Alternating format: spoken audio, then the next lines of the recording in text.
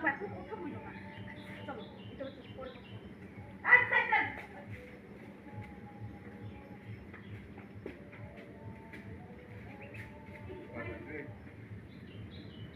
শাশুড়ি যেহেতু ভিন্ন খেতে চাইতেছে ওরা থেকে ভিন্ন খেয়েছে।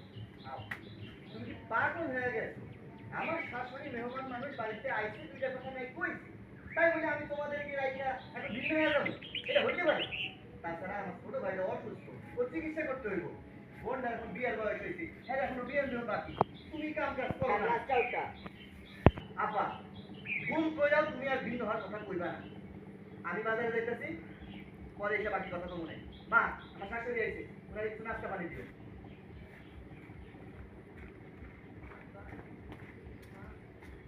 আমার মনে হয় কি এই সংসারটা আর টিকবো না, এইবার ভিন্ন হয়ে যাবে।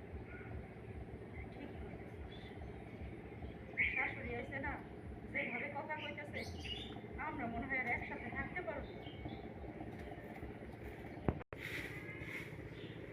কথাটা কই